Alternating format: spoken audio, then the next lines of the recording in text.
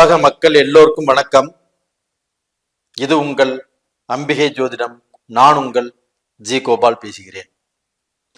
இன்னைக்கு ஒவ்வொரு ராசிக்காகவும் ஒவ்வொரு ராசியாக நாம பலன் சொல்லிட்டு வர போறோம். அதுல ஃபர்ஸ்ட் மேச ராசி. இப்ப இந்த மேச ராசியினுடைய குணாதிசயங்கள். அப்போ இந்த மேச ராசியில பிறக்கிறவங்க அஸ்வினி நட்சத்திரம், பரணி நட்சத்திரம், கிருத்திகை நட்சத்திரம், இந்த 3 நட்சத்திரத்துல பிறக்கிறாங்கன்னா எல்லாத்துக்கும் ஒரே மாதிரியான வாழ்க்கை அமைவதில்லை. எல்லாத்துக்கும் ஒரே மாதிரியான சந்தர்ப்ப சூழ்நிலையினால திருப்தி கிடைப்பதில்லை. ஒருத்தருக்கு நல்லா இருக்குது, ஒருத்தருக்கு நல்லா இல்லை, ஒருத்தர் கஷ்டப்படுறாங்க, ஒருத்தர் நல்லா இருக்கிறாங்க, ஒருத்தர் செல்வந்தரா இருக்கிறாங்க, செல்வாக்கா இருக்கிறாங்க, ஒருத்தர் பார்க்க போனா அந்த செல்வாக்கே இல்லாமல், செல்வந்தராக இல்லாமல் ரொம்பவே கஷ்டப்பட்டு இருக்கிறாங்க. ஒரு சிலர் ஆகப்பட்டது நடுத்தர வாழ்க்கை வாழ்ந்துட்டு இருக்கிறாங்க.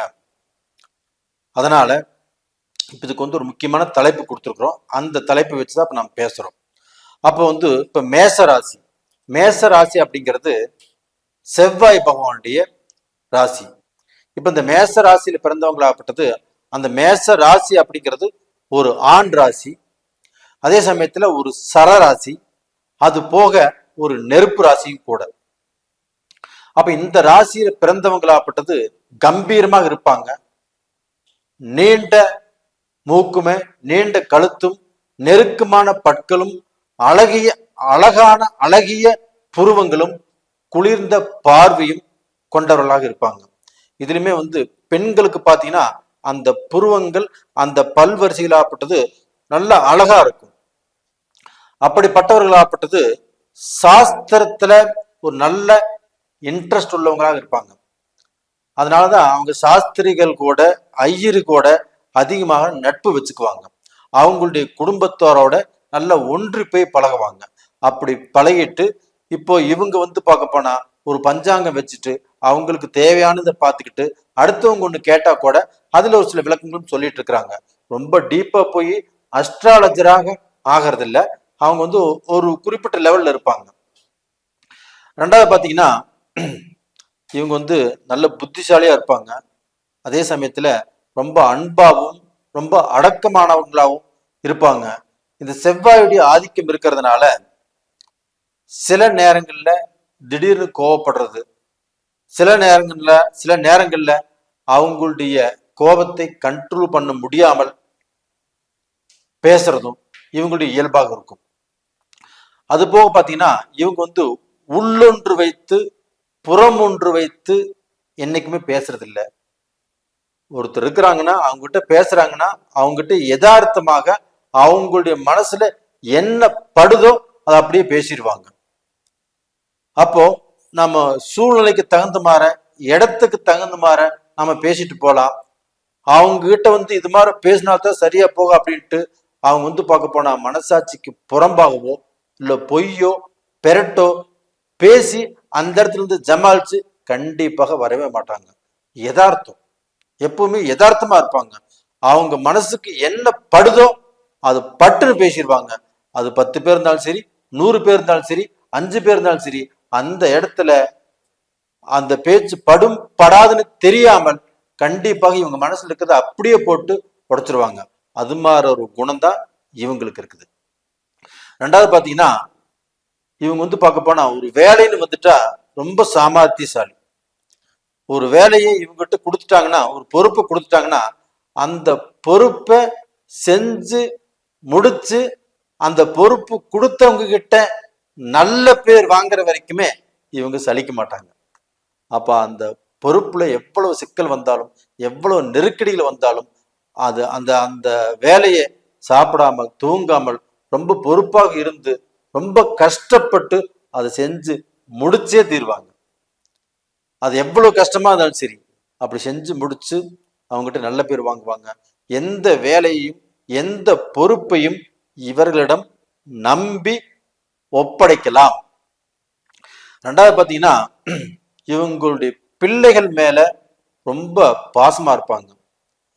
அப்ப அந்த பிள்ளைகள் மேல ரொம்ப பாசமா இருப்பாங்கன்னா இவங்களுடைய பிள்ளைகளை நல்லா வளர்த்தணும், நல்லா அவங்க நினைச்ச மாதிரி படிக்க வைக்கணும், அவங்க நினைச்ச பொசிஷனுக்கு கொண்டு வரணும்.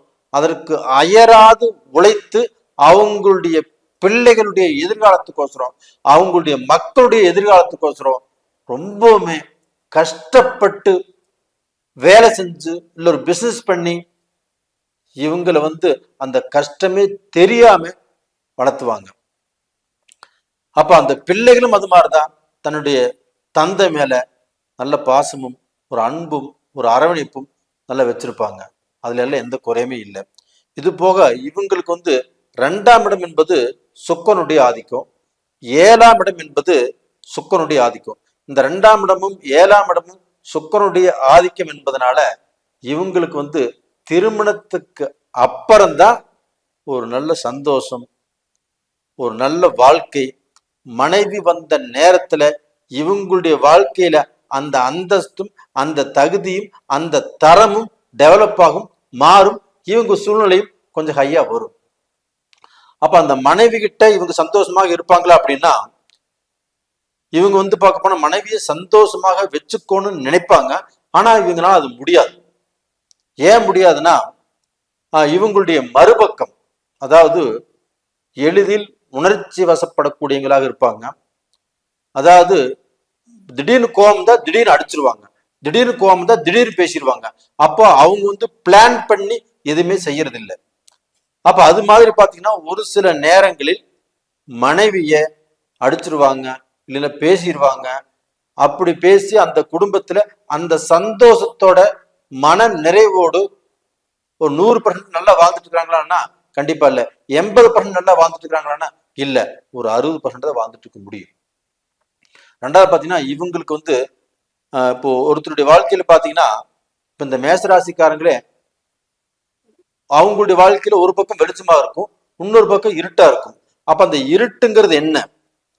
இப்ப வெளிச்சத்தை பத்தி சொன்னா அந்த இருட்டுங்கிறது என்ன, அதுல எப்படி நம்ம திருந்தி வாழணும் அப்படிங்கிறது நம்ம சொல்ல போறோம். அப்படி இருட்டு அப்படிங்கிறது என்னன்னா, இவங்களுடைய வாழ்க்கையில எளிதில் உணர்ச்சி வசப்படக்கூடியவராக இருப்பார். அப்ப நம்ம எதை பேசணும்னு தெரியாமல், எதை சொல்லணும்னு தெரியாமல் அந்த எளிதில் உணர்ச்சி வசப்பட்டுருவாங்க. இது இவங்கிட்ட இருக்கக்கூடிய ஒரு மைனஸ் பாயிண்ட். அது போக பாத்தீங்கன்னா, இவங்க பார்க்க போனா ஒரு கோபம் வந்துருச்சுன்னா, அங்க இவங்களை சுத்தி பெரிய மனிதர்கள் இருந்தாலும், ஒரு நல்ல செல்வந்தர்கள் இருந்தாலும், அந்த இடத்துல இவரு அந்த கூட்டத்துல இவர் இருந்தாலுமே அவங்கள மதிக்க மாட்டாரு. யாரு இருக்கிறாங்க யார் இல்லைங்கிறது கண்ணுக்கு தெரியாது. இவர் என்ன நினைக்கிறாரோ அதை பேசிட்டு போயிடுவார். அப்ப அந்த மாதிரி குணமும் இவருக்கு பார்க்க போனா ஆகாத விஷயங்கள். ரெண்டாவது பாத்தீங்கன்னா, இவங்களுக்கு ஒரு அந்த ஆக்ரோஷம், ரெண்டாவது அந்த வன்முறை குணங்கள் இது ஜாஸ்தியா இருக்கும். ரெண்டாவது அடியாளா போகக்கூடிய அளவுக்கு இவங்களுடைய ஜாதகத்துல இடம் இருக்குது. அப்போ ஒருத்தருக்கு அடிமையாக இருந்து அவங்க சொல்றதை வெற்றான வெட்டுவாரு, குத்துறான குத்துவாரு, கொலை செய்யறான கொலை செய்வாரு. இந்த மாதிரி விஷயத்தையுமே ஒரு சில இடங்கள்ல செஞ்சுட்டு இருக்கிறாங்க. ரெண்டாவது பாத்தீங்கன்னா, இவங்களுக்கு தோல்வியை இவங்க விரும்ப மாட்டாங்க. எப்பவும் ஜெயிச்சுட்டே இருக்கணும். தோல்வியை விரும்புறதுல இவங்களுக்கு இன்ட்ரெஸ்டே இல்லை. எப்பவுமே நாம தான் ஜெயிக்கணும், நாம தான் ஜெயிக்கணும், நாம தான் ஜெயிக்கணும், இது மாதிரி இன்ட்ரெஸ்ட் இருந்துட்டே இருக்கும்.